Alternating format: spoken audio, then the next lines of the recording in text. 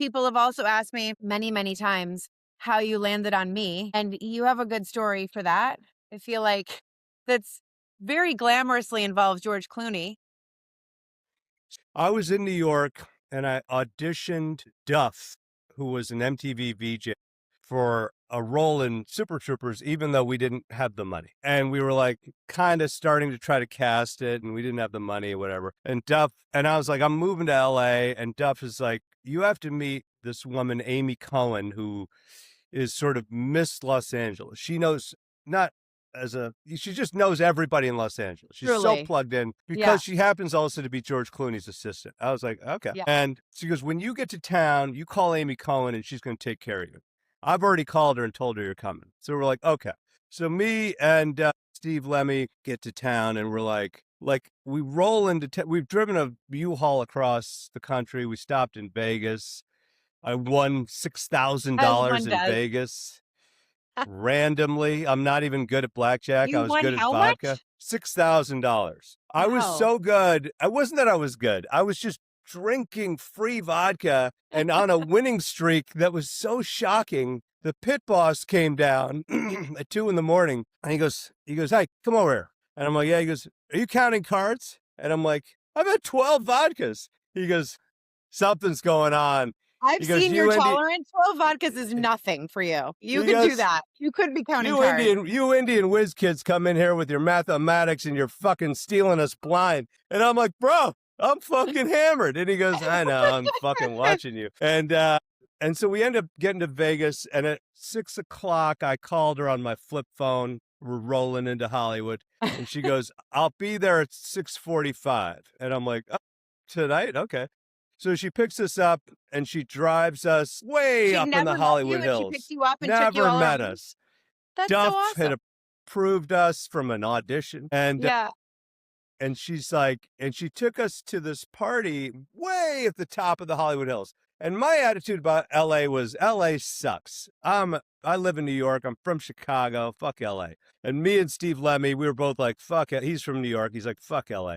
We go up to this party and it's like Trey Parker and Matt Stone's party, but they're not those guys yet, right? They're just these random guys from Couple of dudes. Colorado. And there are all these like kind of hot chicks around. And I'm like, okay.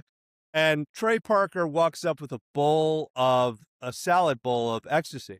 And we're like, all right. So we take them and we're fucking flying. And then we're at some other party and it's now the sun is coming up over Hollywood and we're way at the top of the cliffs of You're like, Hollywood. LA's And not there's that bad. there are two nude babes in the pool swimming, just swimming. And I'm standing there watching him, and I look across the pool, and there's Lemmy watching him, and he waves at me, and he comes over, and he goes, LA's not that bad.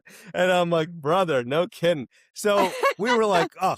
So we were like, we're in. And so Amy Cohen is George's assistant. He's making The Peacemaker, I believe, at the time with Nicole Kidman. So he's gone in Prague or somewhere for 4 months. And she's like, there are all these creepy paparazzi coming to the house in the woods. She goes, fucking terrifying. She goes, can Yeah. you come stay with me for like 3 weeks, you and Lemmy? And we're like, all right. So we move into Yeah. Clooney's I've house. seen that house up Fryman, right? Yeah. And I'm Yeah. living in a guest room and Lemmy's in another guest room. She's in George's, main room. And we walk in the morning and I'm putting on his slippers and his robe and I'm down That's, swimming. I I'm mean, feeding who's his not going to pigs. like I'm there. LA with this entree? Yeah. I'm there for weeks, and we're doing tons of ecstasy. And, eventually we want to make this movie Super Troopers. And Amy's like, let's get George to read it. And so he had a company called Section 8 with Steven Soderbergh. Yeah. And we were doing a little ecstasy with Soderbergh here and there because he was dating one of my friends. So I'm like, oh, I know that. I kind of know that guy. And Clooney reads it and apparently decides to produce it because of Amy. Amy's going to produce it too. And Soderbergh reads it and he goes, and so we have this big meeting with Clooney at Warner Brothers. And he's doing imitations of J-Lo from his movie Out of Sight. And he's so fucking funny and he's so charismatic. And you're like, oh, that's what a movie star is. And like, really, you're like, oh, wow, that's impressive. Like you And feel the bitterness. you can feel it. Yeah. And he's like, I want to make this movie. And we're like, oh, fucking wow. And so he goes, you got to meet with Soderbergh. He has a couple of notes. I'm like, okay. So we meet with Soderbergh, and he's like, he goes, it's funny. It's a funny movie. He goes, but I feel like you need a twist to it. He goes, what if, he goes, you ever see Point Break? And we're like, yeah, it's our favorite movie. And he goes, you know how they're wearing President of the United States masks? And we're like, yeah. He goes, you guys should do something like that.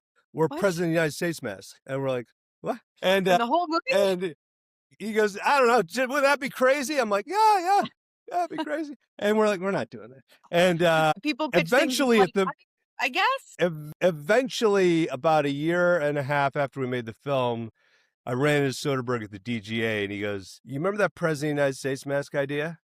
He goes, "That was so fucking dumb."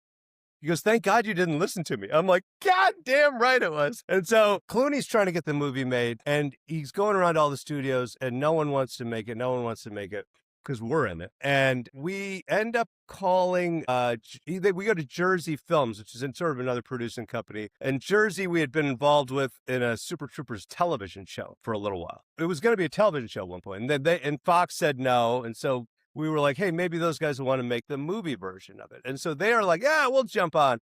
So now we had Clooney and Jersey, which is Danny DeVito's company. Nobody can get it made. And eventually I've kind of given up, and my phone rings. I'm back in New York, and I'm like cleaning out my office in New York. I'm going to make the move to LA and audition. I don't know.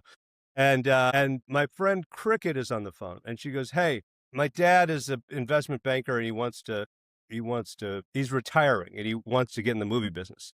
And I was like, okay. And she goes, so he's written a script, but he wants to talk to somebody who's actually written other scripts. And I'm like, okay. So I get on the phone with him, and he goes, yeah, I wrote this script about this and that. I'm like, okay. I know he's going to want to make me read it. I know it's going to be terrible. And he's like, I hear you've written a couple scripts. I'm like, yeah. He goes, why don't you send me one of your scripts over, and then if I like it, I'll let you read mine. I'm like, oh my God. This is Fucking ideal. kidding me?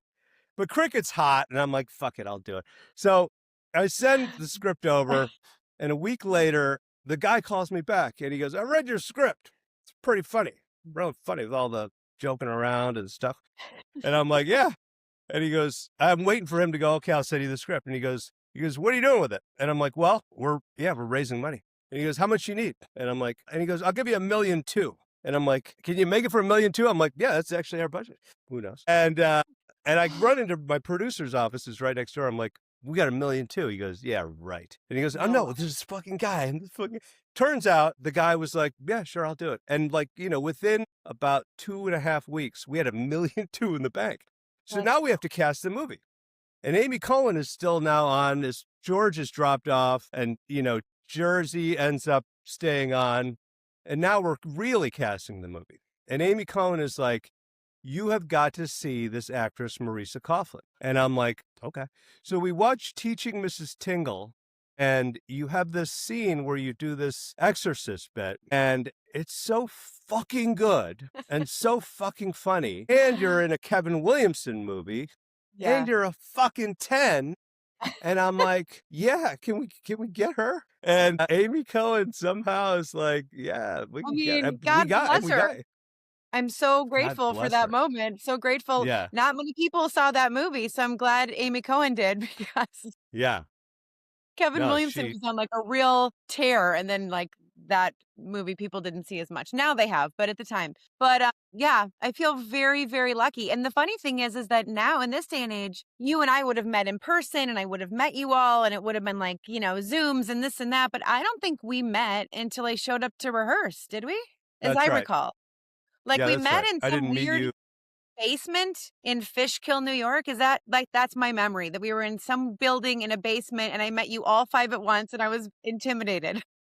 Well, we were, we always run rehearsals in our films, and we read the lines. We go, that line's a little fat. We should pull out a couple of words, whatever, right?